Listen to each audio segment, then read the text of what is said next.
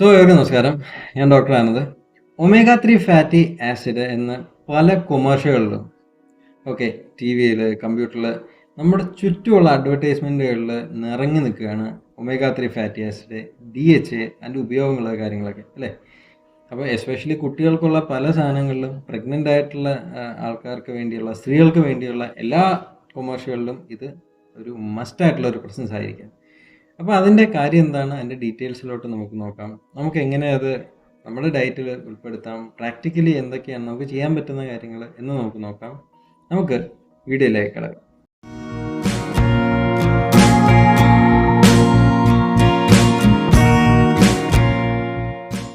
ഈ omega 3 fatty acid എന്ന് പറയുന്നത് ഒമേഗ 3 മാത്രമല്ല, ആക്ച്വലി അത് ഒമേഗ ഫാറ്റി ആസിഡ് എന്ന് പറയുന്നത് ഒമേഗ 3 ഉണ്ട്, 6 ഉണ്ട്, 9 ഉണ്ട്, ബേസിക് ലിബറാനുണ്ട്.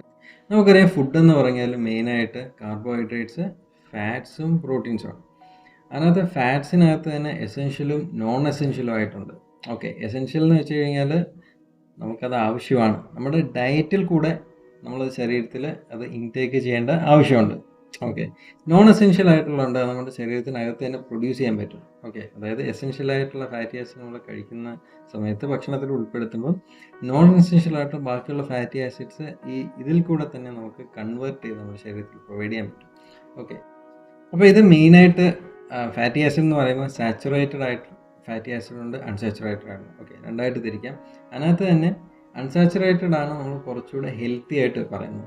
ഇതിനകത്ത് ചില എക്സെപ്ഷണൽ കേസുകളൊക്കെ ഉണ്ട്, അത് നമുക്ക് വഴിയെ ഡിസ്കസ് ചെയ്യാം. എങ്കിൽ പോലും മെയിനായിട്ട് പറയുമ്പോൾ സാച്ചുറേറ്റഡ് ഫാറ്റ് ഉണ്ട്, അൺസാച്ചുറേറ്റഡ് ഫാറ്റ് ഉണ്ട്. അതിനകത്ത് അൺസാച്ചുറേറ്റഡിൽ മോണോ അൺസാച്ചുറേറ്റഡ് ഫാറ്റി ആസിഡും പോളി അൺസാച്ചുറേറ്റഡ് ഉണ്ട്.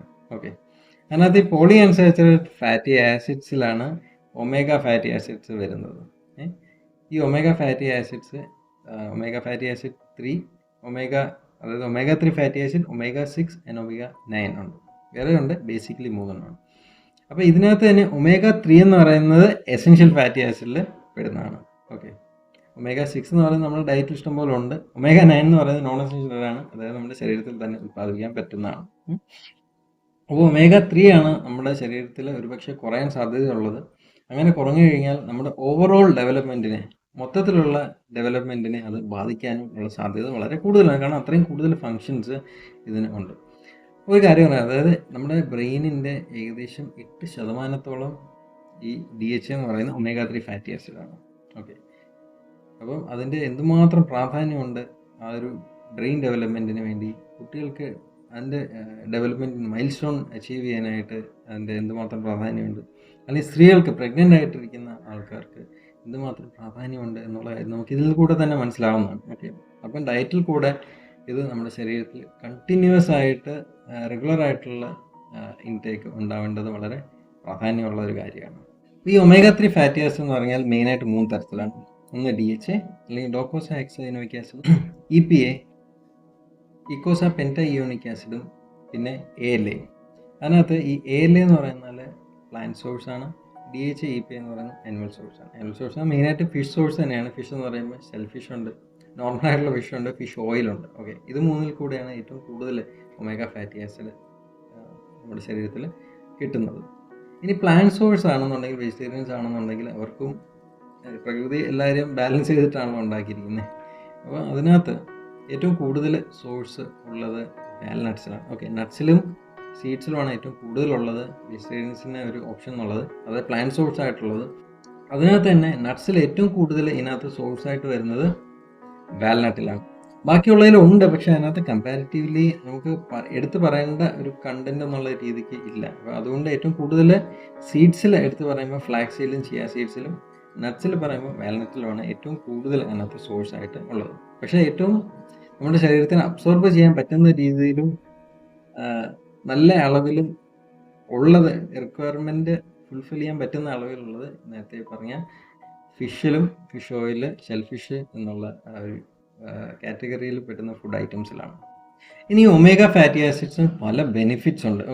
ഒമേഗ 3, ഒമേഗ 6, ഒമേഗ 9 ഉണ്ടെന്ന് പറഞ്ഞു. എല്ലാത്തിനും അതിൻ്റെതായ റോളുണ്ട് നമ്മുടെ ശരീരത്തിൽ പ്ലേ ചെയ്യാനായിട്ട്. എന്നാൽ നേരത്തെ പറഞ്ഞാൽ ഒമേഗ 3ക്ക് മറ്റേ 2 എണ്ണത്തിനെ അപേക്ഷിച്ച് വളരെയധികം റോള് കൂടുതലാണ്. അതിനകത്ത് ഇമ്പോർട്ടൻസും അതുകൊണ്ട് തന്നെ കൂടുതലാണ്. അപ്പോൾ അത് എന്താണ് ഇതിൻ്റെ ഇമ്പോർട്ടൻസ് എന്നുള്ള കാര്യം, പ്രാധാന്യം എന്നുള്ള കാര്യം നമുക്ക് ജസ്റ്റ് ഒന്ന് നോക്കാം. ഏറ്റവും പ്രധാനപ്പെട്ട കാര്യം എന്ന് വെച്ച് കഴിഞ്ഞാൽ അത് ഇൻഫ്ലമേഷൻ കുറയ്ക്കുന്നു എന്നുള്ളതാണ്. ഓക്കെ, നമ്മുടെ ശരീരത്തിൽ ഇൻഫ്ലമേഷൻ എത്ര കൂടുന്നു അത്രയും കൂടുതൽ നമ്മുടെ ബോഡി അൺസ്റ്റേബിൾ ആണ്, നമ്മുടെ ശരീരത്തിനകത്ത് pH കൂടുന്നു, അത്രയും പ്രശ്നങ്ങൾ നമ്മുടെ ശരീരത്തിൽ ഉണ്ടാകുന്നുണ്ട്.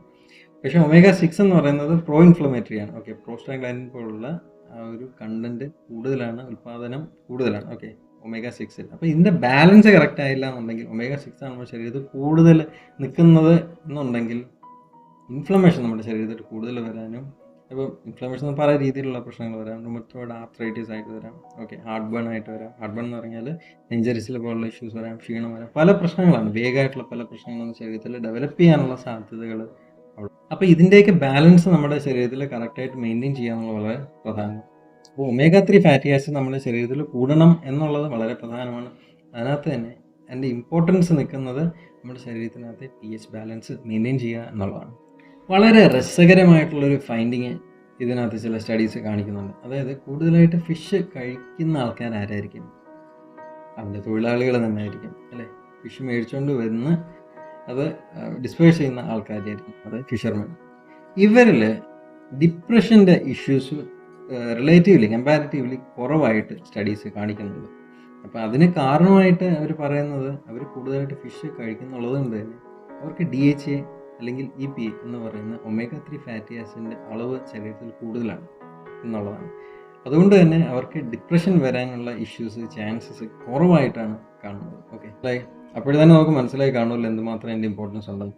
ഡിപ്രഷൻ ഉള്ള ആൾക്കാർ ശ്രദ്ധിക്കുക, അല്ലെങ്കിൽ അതുപോലെ വിഷമം കണ്ടിന്യൂസ് ആയിട്ട് നിൽക്കുന്നുണ്ടെങ്കിൽ നമ്മൾ ശ്രദ്ധിക്കുക, ഒരുപക്ഷെ നിങ്ങളുടെ omega-3 ഫാറ്റി ആസിഡിൻ്റെ ഇൻടേക്ക് കുറവായിരിക്കാം, മേ ബി. ഒമേഗ ഫാറ്റി ആസിഡിൻ്റെ വളരെ പ്രധാനപ്പെട്ട ഒരു റോള് എന്ന് വെച്ച് കഴിഞ്ഞാൽ നെർവ് സിസ്റ്റം അല്ലെങ്കിൽ നാഡികളുടെ ഡെവലപ്മെൻറ്റ് എന്നുള്ളതാണ്. ഓക്കെ, അപ്പം പ്രഗ്നൻ്റ് ആയിട്ടുള്ള ആൾക്കാർക്ക് വളരെ പ്രധാനമാണ്. അതുപോലെ തന്നെ ഡെവലപ്മെൻറ്റ് നടക്കുന്ന കുട്ടികൾക്കും ബുദ്ധി ഉപയോഗിച്ച് ചെയ്യാനുള്ള എന്ത് കാര്യമാണെന്നുണ്ടെങ്കിലും വളരെ പ്രധാനമാണ് omega-3 ഫാറ്റി ആസിഡ്. ഓക്കെ, അത് മാത്രമല്ല, ഞാനിത് പറയുന്നതേ ഉള്ളൂ, പ്രോപ്പറായിട്ടുള്ള ഡെവലപ്മെൻറ്റ് നടക്കാൻ വേണ്ടി വളരെ പ്രധാനപ്പെട്ട സംഭവമാണ് ഈ omega-3 ഫാറ്റി ആസിഡ്.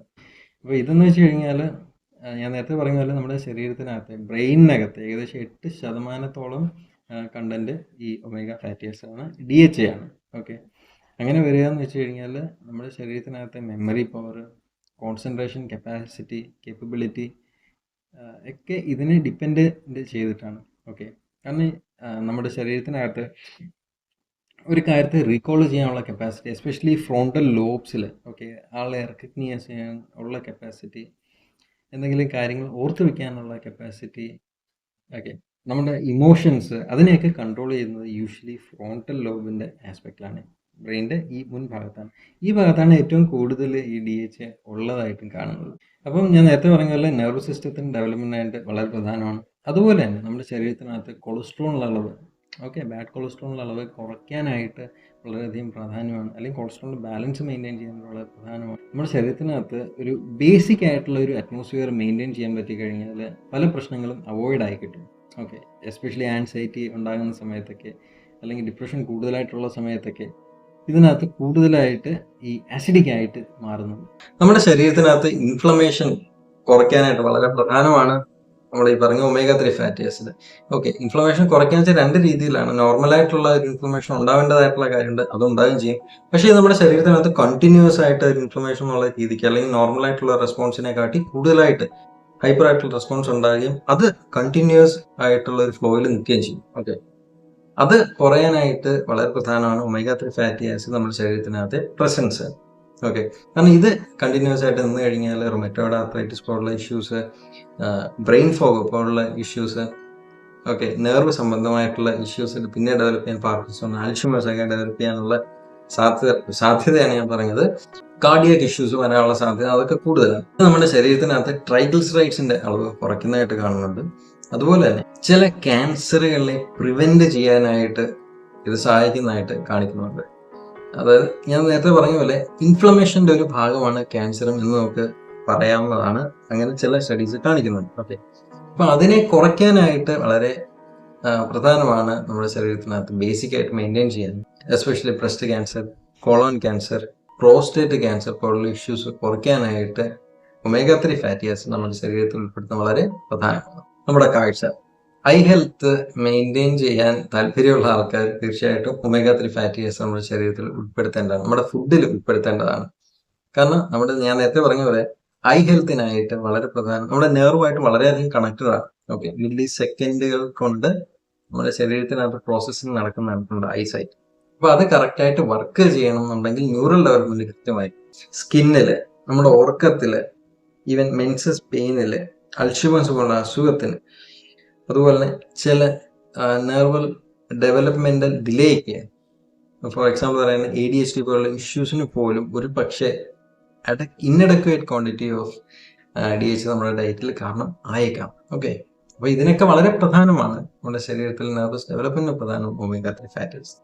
നമ്മുടെ ശരീരത്തിനകത്ത് കറക്റ്റായിട്ട് നമ്മൾ എത്തിക്കുക. ഇതൊരു എസെൻഷ്യൽ ആസിഡ് ശരീരത്തിനകത്ത് ഉണ്ടാക്കാൻ കഴിയില്ല ബാക്കിയുള്ള ഫാറ്റി ആസിഡ്സ് പോലെ. നമ്മുടെ ശരീരത്തിനകത്ത് നമ്മൾ തന്നെ അത് പ്രൊവൈഡ് ചെയ്യേണ്ടതായിട്ടുള്ള ആവശ്യമുണ്ട്. ഭക്ഷണത്തിൽ ഉൾപ്പെടുത്തിയ ഭക്ഷണം ഞാൻ നേരത്തെ പറഞ്ഞു, കൂടുതലായിട്ട് ആനിമൽ ഒറിജിൻ ആണ് നമുക്കിത് കിട്ടുന്നത്. Fish, fatty fish, fish oil, shell fish പോലുള്ള ഭക്ഷണത്തിലാണ് കൂടുതലായിട്ട് കിട്ടുന്നത്. പിന്നെ ചില സപ്ലിമെന്റുകളിലുണ്ട്, എന്താ പറയുക, കോഡ് ലിവർ പോലുള്ള, സീ കോഡ് പോലുള്ള ക്യാപ്സ്യൂളായിട്ട് ഇത് അവൈലബിൾ ആണ്. അത് നമുക്ക് മേടിച്ച് കഴിക്കാമെന്നാണ്. സപ്പോസ് മറ്റേ രീതി കിട്ടിയില്ല എന്നുണ്ടെങ്കിൽ ഇനഡക്വേറ്റ് ആയിട്ടാണ് കിട്ടുന്നത്. ഏറ്റവും നല്ലത് നാച്ചുറൽ ആയിട്ടുള്ള മെത്തേഡ് കൂടെ കഴിക്കുമ്പോഴാണ് നമ്മുടെ ശരീരത്തിനകത്ത് പിടിക്കുന്നത് എന്നുള്ളത് ചില ഫൈൻഡിങ്സിൽ, റിസർച്ചിലൊക്കെ കാണിക്കുന്നുണ്ട്. തീർച്ചയായും നമ്മൾ അങ്ങനെ നമ്മുടെ ശരീരത്തിനകത്ത് അത് ഉൾപ്പെടുത്തുക, അഡക്വേറ്റ് ആയിട്ടുള്ള എമൗണ്ടിൽ മെയിൻറ്റെയിൻ ചെയ്യുക. പിന്നെ വെജിറ്റേറിയൻ ആയിട്ടുള്ള രീതിക്ക് പറയാമെന്നുണ്ടെങ്കിൽ അത് ALA എന്നുള്ള ഫോമിലാണ് നമുക്കത് അവൈലബിൾ ആകുന്നത്. ഒമേഗ 3 ഫാറ്റി ആസിഡ് ALA ഫോമിലാണ് അവൈലബിൾ ആകുന്നത്. അങ്ങനെ അവൈലബിൾ ആവുന്നതിൽ ഏറ്റവും കൂടുതലായിട്ടുള്ള നട്ട്സ് എന്ന് പറയുന്ന രീതിക്ക് വാൾനട്ടിലും, സീഡ്സ് എന്നുള്ള രീതിക്ക് ചിയ സീഡ്സും ഫ്ലാക്സ് സീഡ്സിലും ആണ്. സോ തീർച്ചയായിട്ടും നമ്മുടെ ഫുഡ്സിൽ അത് ഇൻക്ലൂഡ് ചെയ്യേണ്ടത് വളരെ വളരെ പ്രധാനമാണ് എന്നുള്ള കാര്യം പ്രത്യേകിച്ച് തർക്കമൊന്നുമില്ല. സോ ഏവർക്കും നല്ലൊരു ശുഭം നേരുന്നു. കാര്യങ്ങളെല്ലാം മനസ്സിലായെന്ന് പ്രതീക്ഷിക്കുകയാണ്. ഇഷ്ടപ്പെട്ടത് തീർച്ചയായും നിങ്ങൾ ലൈക്ക് ചെയ്തിട്ടുണ്ട്. ഏവർക്കും നല്ലൊരു ശുഭദിനം നേരുന്നു. നമസ്കാരം. Thank you.